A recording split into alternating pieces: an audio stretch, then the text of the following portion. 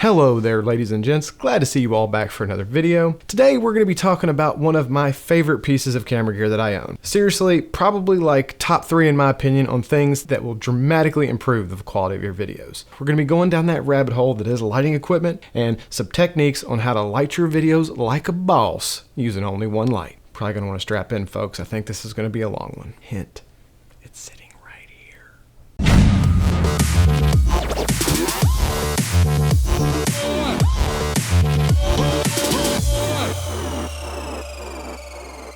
Lighting. It's one of those subjects that we've touched on multiple times in this channel. Lighting, in my opinion, is paramount to taking your videos to the next level. Like I've said before in the past, you can have a $25,000 camera, top of the line stuff, and if your lighting sucks, your videos are going to come out subpar. Conversely though, you can have some pretty basic gear, like a Rebel series camera with like a kit lens or even, your smartphone. But if you light the scene really well, you can come out with some really crispy, good looking footage. Lighting is really important. Recently, Aputure sent me the most current version of the 120D, this guy right here, the 120D Mark II or version 2, and they also sent me out a light dome version 2. So I figured this was as good a time as any to take a deep dive into why this is my favorite light. Also, look at some of the really awesome looks you can get using only this guy right here.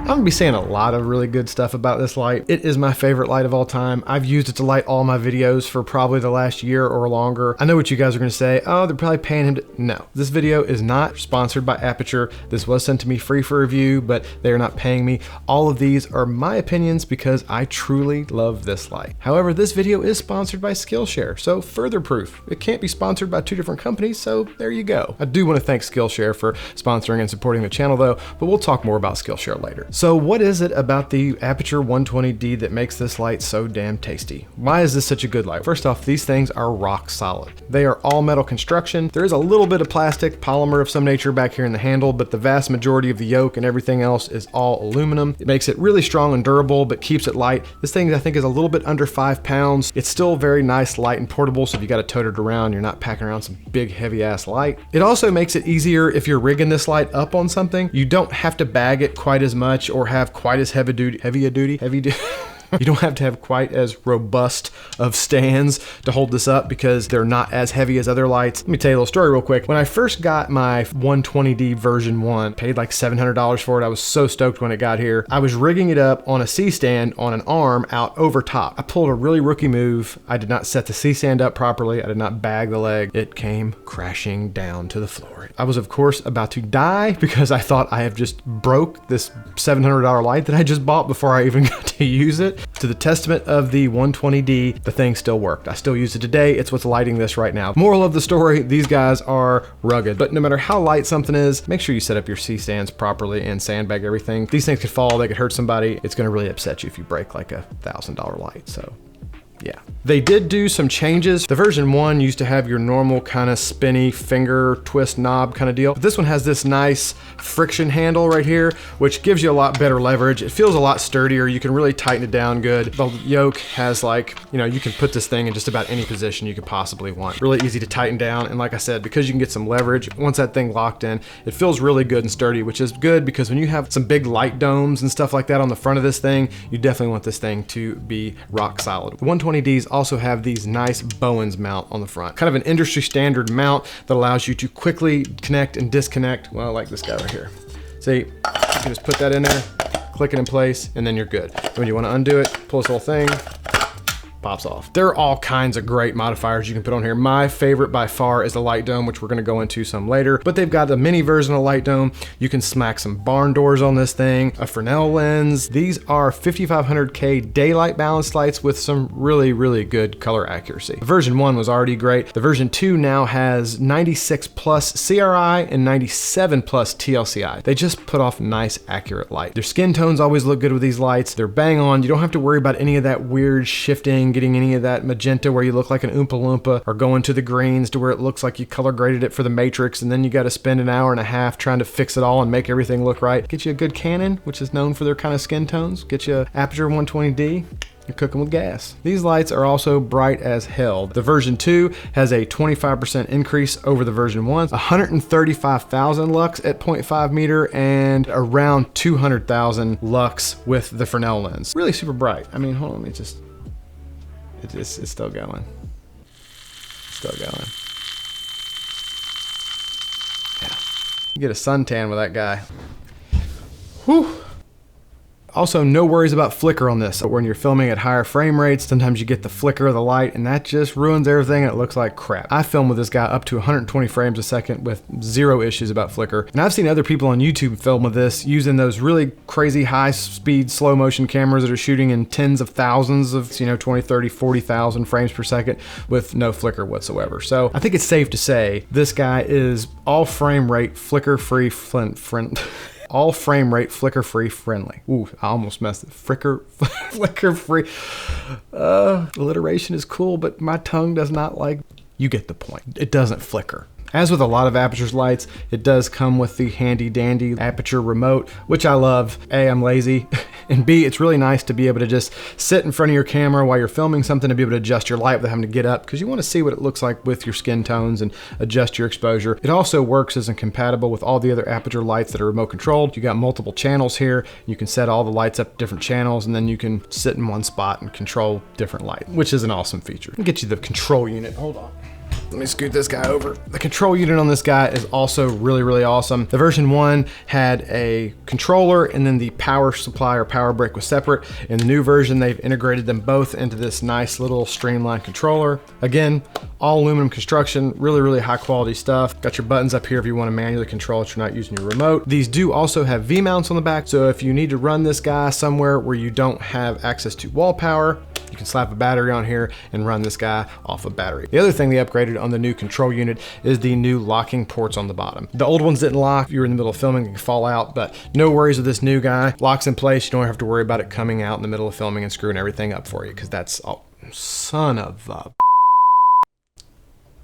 Just kidding. They also added some special effects into the second gen. So now you've got stuff like TV flicker, paparazzi, fireworks, faulty bulb, I think is one of them. Like I've mentioned in previous videos with other lights that do this, it's a smaller group of people that is going to use that, but nevertheless, it's a neat little feature and allows you to be a little more creative on your shoot. And lastly, as with all of Aputure stuff, they come with a super nice carrying case. It's a really nice, high quality nylon case. It's got all the little foam inserts and compartments on the inside to keep all your gear nice and safe during transport, which is really handy. Now, one of these guys is gonna run you about $750. These are not cheap lights, but before you go cussing me and saying, Jeremy, why the hell are you recommending such an expensive light? You have to put things in perspective. $750 for this quality light really isn't a lot. When you compare this to some of the other lights of this caliber, this light is really reasonably priced, probably one of the cheaper ones at this quality. So you're getting a lot of bang for your buck. Let's move on to my favorite attachment of all time. This is on my 120D 90%, 95% of the time when I'm using it, and that's the light dome. In my opinion, if you're buying a 120D, just go ahead and throw a light dome in your basket. The light dome, if you're unfamiliar with it, is basically just a huge round softbox that goes on the front of this guy. And when I say big, it is huge. It takes up some space now, which is part of what makes it such a great light source. When you put this on the front of this 120D, you get one huge, nice, soft, tasty, diffused, just flattering, wrappy, tasty, just goodness. I can't put any more adjectives on the front of it to explain how awesome it is. It's my favorite thing. I had lots of other lights prior to this. The 120D with the light dome, you pop it up, instant awesome light. And thank God they improved the setup and breakdown on the version 2. As much as I loved the version 1 of the light dome, I could not stand breaking it down and putting it together. It had all these individual little rod spokey looking things that you had to put in these holes all the way around the frame. It was a right pain in the butt. To the point where most of the time when I had to move it, as long as I could fit it where I was going, I would always just leave it put together completely. Damn thing had me rolling around looking like Mary Poppins with this big umbrella looking thing opened up. The new version, however, is quite nice. It's kind of hard to show you, but all the little spokey looking things I was talking about are built into this ring now. And then when you want to break it down, you just push these little things all the way around. Sorry, I know this is probably annoying. You just do that all the way around, and she folds up like a little umbrella, which is really, really nice. Then you have to set it back up.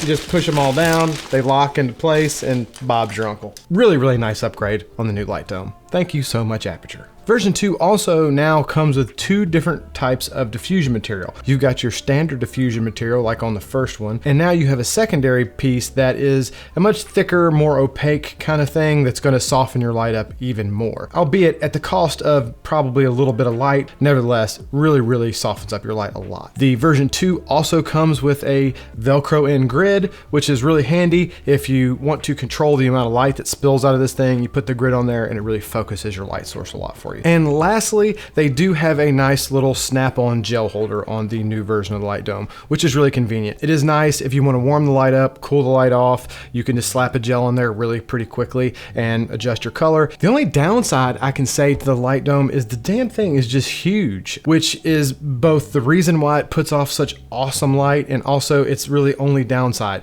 If you're in a really small area or have a low ceiling, sometimes it can be hard to manage the size of that thing. They do have the light dome mini, which is a nice kind of solution if you're shooting in a tight spot. You're not going to get quite the same light quality out of it because it is a much smaller light source.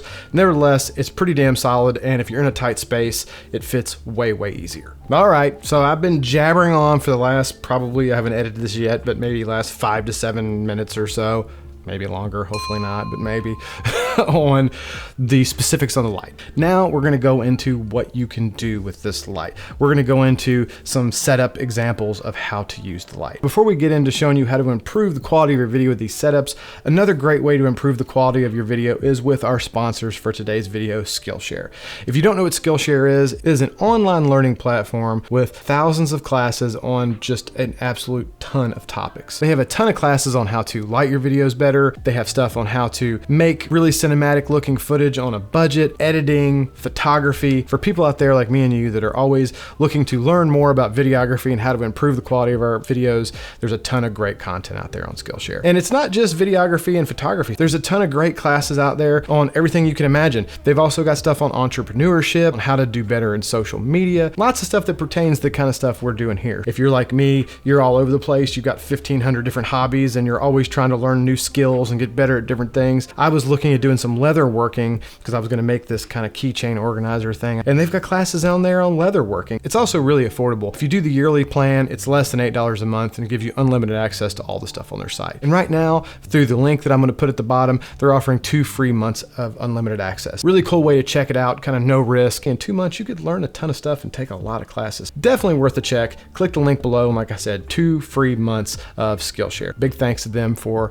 sponsoring and supporting the channel. Now looking at the setups that you can do with just this one light. Well, I say just this one light, but it's also probably handy to have a 5-in-1. That's just something all people should have in their arsenal. They're like $20 on Amazon. I'll link it below also. Really inexpensive, and it's an indispensable tool because you can use it as a negative fill, you can use it as a bounce. It's got some diffusion material in the middle, just really great thing. So you might need one of those. 5 setups with just this one light. The first one is the setup you're looking at right now, which is your normal kind of talking head corporate kind of standard 45-degree angle shot. Let's turn off all the other lights in here so you can see exactly what this light is doing. This is just the Aputure light with the light dome. This is the kind of light you're looking at. This is what they would call, a lot of times what they would refer to as kind of Rembrandt lighting. Kind of the characteristic look of that is to be light on one side, darker on the other, and usually you get a little triangle on your cheek here. That's kind of the telltale marker for Rembrandt lighting. It's named that after the artist Rembrandt. All of his paintings kind of had this kind of light source going in them. See, the thing about this Aputure light that's so great is how soft this light, see how nice the roll off is over here? It's not a hard light source that just looks gross. It's a nice soft roll off, just looks really, really good. Okay, so this is the setup right here. So let me just flip this. So I'm sitting right here and ignore all the mess that you don't see on camera normally. This is what it actually looks like. It's horrible, I know. Sitting right here, your light source is at a 45-degree angle. Here's your light dome, your 120D on a C-stand, kind of in an elevated position. Next setup is the beauty shot. Gonna turn all the other lights off real quick so you can really see exactly what this light's doing without any interference. So this is what they would call like a beauty shot or a face-on lighting. This is usually a fairly flattering angle for most people. If you've got kind of, you can't tell with me because of this big old beard, if you've got kind of a double chin or a little bit going on down there, because the light's slightly elevated, usually your shadows are underneath and it kind of contours your face in a flattering manner and hides some of your gobbler down here and whatnot. It's also fairly even, so if you're doing like a beauty channel or something like that where, you know, you're showing people how to put makeup on, or, you know, whatever you might be doing, this is a nice even lighting. This is also where your 5-in-1, or if you don't want to buy a 5-in-1, just some cheap foam core really works pretty well. If there's still some shadows, like, and for instance, I still have some under here because I've got a big Pro-Magnon ridge, my eyes are kind of deep set, so I'm still getting some shadows. You could always bring in something white as a bounce underneath you, and I don't know if you can tell the difference there, but that is going to minimize some of those shadows and take away some of the contrast and add even a little bit more light to your face. So if you're really wanting a super bright, well-lit face for showing some people stuff in detail, I don't really want you guys seeing my face in too close a detail because it'll probably scare you. You can throw a bounce under there and add a little extra light. The other thing about this kind of lighting that a lot of people like is you might see a nice catch light in both of my eyes. You can usually see eye color pretty well in this kind of situation, so lots of benefits to the straight dead-on light, but nevertheless, this is the head-on or beauty light, lighting straight ahead, a little elevated. So next one is going to be a far more dramatic look. We're going to do the overhead lighting. The overhead look. Now, I'll give you, this is a more dramatic look. You're not going to normally see this in most YouTube videos. Like, if I did all of my reviews and stuff like this, you would think that I was a slightly deranged individual. But the point is, this is a very dramatic look for a particular type of shot or scene. It reminds me of interrogations, actually. Because I feel like this is like, damn it, you gotta tell me where the bodies are hidden. It's that good. That was a little intense. I think I hit the table a little hard. Now in this situation, I'm using the mini light dome only because the big light dome won't fit in here because my ceilings are not that high in this room. You could certainly get the exact same look with the normal light dome if you had higher ceilings. This is with the mini light dome and the grid on it to kind of minimize the amount of spill that comes out. This is a kind of dramatic look, but depending on what you're shooting, what kind of, if you're doing a short film or more dramatic kind of scene or look going, this is an overhead look. So that's where I'm sitting, right there on that chair. Light is directly over top of me pretty much with this light grid on, which like I said, just helps keep the light from spilling out. 120D, mini light dome, grid, directly over top, arm, C-stand. All right, let's put you down there. So overhead shot done. Next, we're gonna go outside because the 120D is not only good for indoor studio kind of environment, it's also great outdoors. So let's go outside, check out a couple situations when you might wanna use your 120D outside. In this situation here, it's not set up any different. It's still on a stand, approximately 45 degrees, maybe a little more forward, but it's to show that you could even use this guy outside to help compete with daylight. So you're probably saying, well, what's the big deal? It's daylight outside. You're getting plenty of light on you. You don't even need the damn light. Well, no, because if you try to expose, there you go, that's without the light on. So I'm kind of in shadow here. If I try to expose for the background, so my background's not all blown out, I'm really, really dark because I'm in shadow. Set up your light, and this thing pumps out more than enough juice to even you out. So you can use it in this situation here. Albeit, you gotta be pretty close. You're competing with the sun, so you gotta be pretty close to it. But nevertheless, this thing can be used as a fill for daylight situations. So, setup 4, if you can consider this a setup, I don't know, it's a use. Setup, use. We got one more. It's a night setup. All right, guys, so number 5. This is outside at night. Light is really positioned pretty much the same. I'm still at 45 degrees. I've got some patio lights out here that are a very warm tone. So we use the gel holder in the light to slap in a orange gel to kind of warm the light up so that the lighting on me matches the kind of ambiance or the lighting in the background. Obviously it is nighttime, so if I did not have this on, it would be super, super dark and you could not see crap. And anytime you're shooting, night or day, you always want to make sure your light kind of matches what's going on. If I left this at daylight at 5500K and lit myself, it would look really unnatural. by putting the gel in there and warming that light up, it kind of makes it look more like maybe I'm being lit just from the surrounding light. And I just looked down and noticed these little sticker jewel things that my daughter put on me earlier. So yeah, so hey, as always guys, I will link everything in the video down below, all the lights and the Aputure and the light dome and the C-stands I use and all that good stuff. We will link all of it down below, so if you guys are looking for it, you know where to find it. This was a rather long video, so if you hung in all the way this long, this is probably like 20 minutes deep or so. So if you hung in to the end, I appreciate you. There was a lot of information I wanted to go over, and I didn't want to shortcut any of it. Hopefully you enjoyed it. Hopefully you got some good information out of it, and you learned a little something on this one today. If you did, feel free to smash that like button. That always helps us out a lot. If you're not a subscriber, please consider doing so. We'd love to have you on board. I hope all of you are having a fantastic week, and we will see you in the next video. Coming in, flex. I just wanna win, LABB, who we running with.